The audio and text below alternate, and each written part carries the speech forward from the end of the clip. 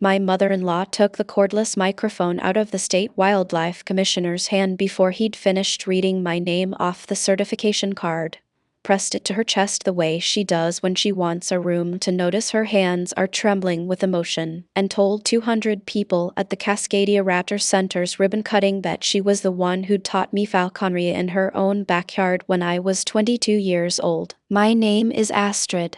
My husband is Dominic.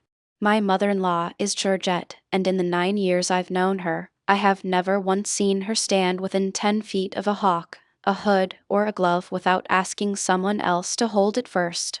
That detail matters more than it sounds like it should, and I promise it comes back around before the night is over. I run Cascadia Raptor Center now, which as of tonight has a real building instead of the converted dairy barn I started in, a mews with 12 weathering perches, a flight chamber, and an education wing for the school groups.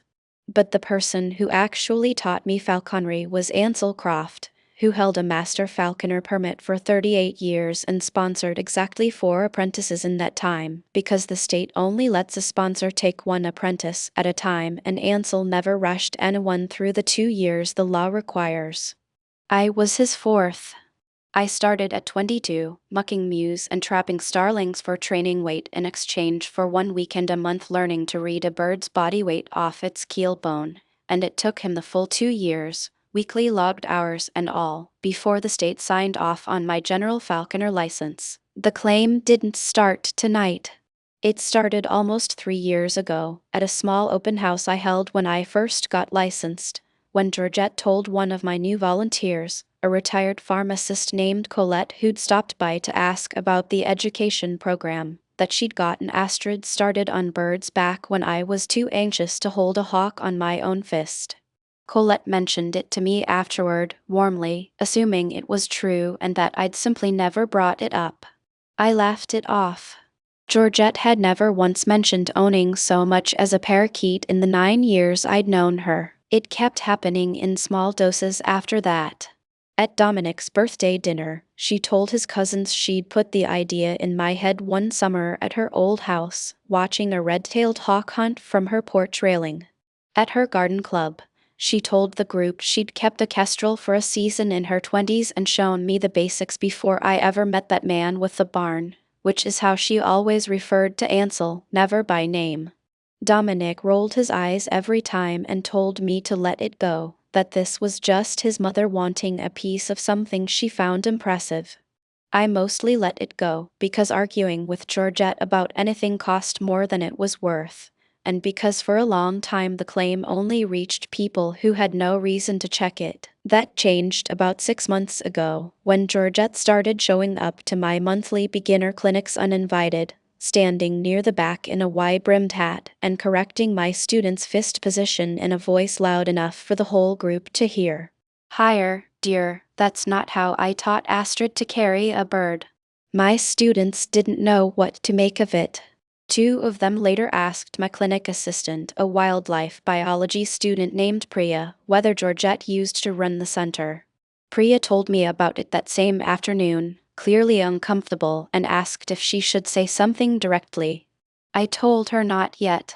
I still thought this was vanity, not something that could actually cost me anything, and I didn't want a fight with my husband's mother over a story that felt, at the time, more embarrassing than dangerous. The turn happened when Georgette gave an interview. The regional lifestyle magazine, Cascadia Living, was doing a feature on the Raptor Center's grand opening ahead of the ribbon cutting, and the writer, a friendly enough woman named Bridget who'd clearly never covered anything more contentious than a farmer's market, asked around for color, anyone with a personal angle on how I got my start. Somebody, I still don't know who, gave her Georgette's number. She told Bridget, on the record, that she'd introduced me to falconry as a young woman in her own backyard, that she'd always known I had a gift for reading birds, and that watching Cascadia grow into a real center felt like watching her own patience with me finally pay off. Bridget printed it almost verbatim, 3 paragraphs in, under a photo of my new muse. She never called me to check the claim, because it wasn't presented as a claim, it was presented as a proud mother-in-law's quote, harmless color for a feel-good piece. Ansel saw it first. He called me at 6:30 in the morning, and I could hear in his voice that he was trying to keep it light and not quite managing it. Astrid, who in the hell is Georgette, and why does Cascadia Living think she taught you to read MU? I read him the paragraph over the phone. He was quiet for a second and then he laughed, but it wasn't a real laugh. Ansel had sponsored me for 2 full years, logging every flight and every weight check in his own careful hand, and now a woman he'd never met was in print taking that from him. In the same season the State Falconry Association was putting his name on a plaque as the region's longest-serving sponsor. I called Georgette. I asked her, as calmly as I could manage, why she told a magazine writer she'd taught me falconry when she knew that wasn't true. She didn't apologize. She said she'd always felt drawn to my birds somehow, that she used to take me to the county fairgrounds to watch the raptor demonstrations as a young woman, which had happened exactly once, and I'd gone with my own mother, not her, and that she didn't see what the big deal was if it made a nicer story for the magazine. Dominic tried to talk to her too, and got a version of the same non-answer, plus a comment about how I was too sensitive about who gets credit for what for someone who ran a whole raptor center now. I decided, that week, that I wasn't going to let this die down quietly the way it had every other time. Not because of my own ego about it. I genuinely don't need public credit for my own 2 years of mucking mews and trapping bait birds in the rain, but because Ansel had spent nearly 4 decades training apprentices for free out of a converted dairy barn with a leaking roof, and I was not going to stand in a building he'd helped make possible and let his one clean legacy line get quietly handed to somebody who wouldn't hold a hawk without a glove someone else put on for her. So I went looking for the one thing that would settle it without a shouting match, the state-mandated apprentice logbook Ansel had kept on me from my very first weekend, the one every falconry apprentice in the state is legally required to maintain, weekly hours and flight weights entered in my own hand and countersigned by Ansel every single time, the one with my license number on the cover and 2 full years of dated entries inside. I found it exactly where it had always been, in the fireproof box under my desk, because the state requires you to keep it for inspection even after you're licensed.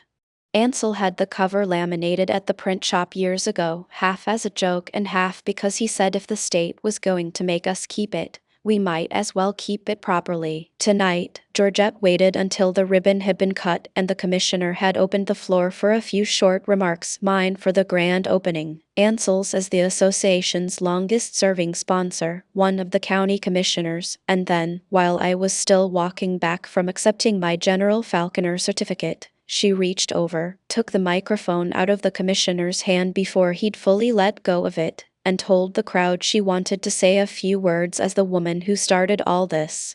She said she taught me falconry in her own backyard before I ever set foot in Ansel's barn, that watching this center grow into a real building felt like watching her own patients finally get recognized, and that she hoped everyone would remember, when they watched the birds fly tomorrow, whose hands had first shown mine what to do. The crowd did the polite thing a crowd of strangers does when a stranger's older relative says something sentimental at a podium. A soft round of applause, a few awa-s, someone's phone lifted to film it.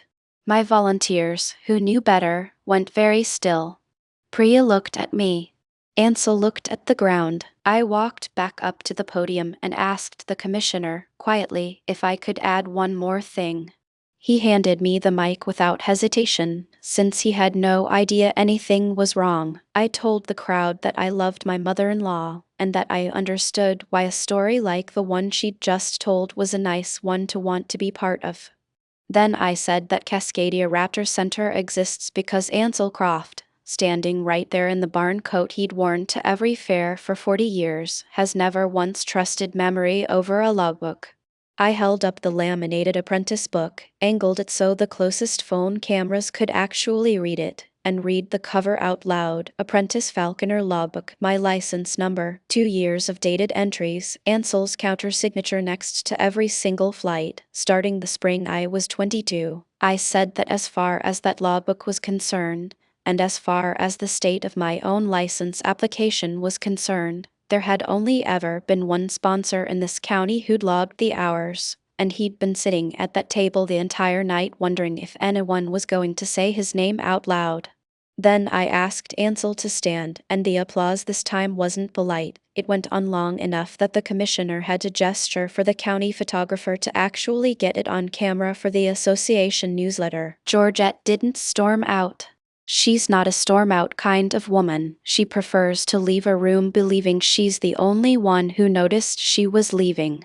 She set her wine glass down on the nearest table, told a cluster of Dominic's cousins that the evening had turned ugly over nothing, and left through the side door near the coat check 20 minutes before the reception actually ended. Dominic found her in the parking lot, and they had a conversation I wasn't part of and don't need to be.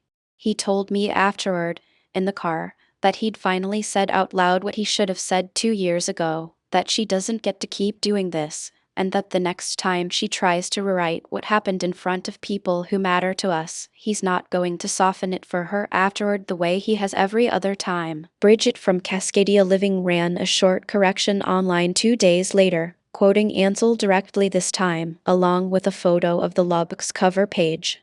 Georgette hasn't mentioned the backyard hawk since.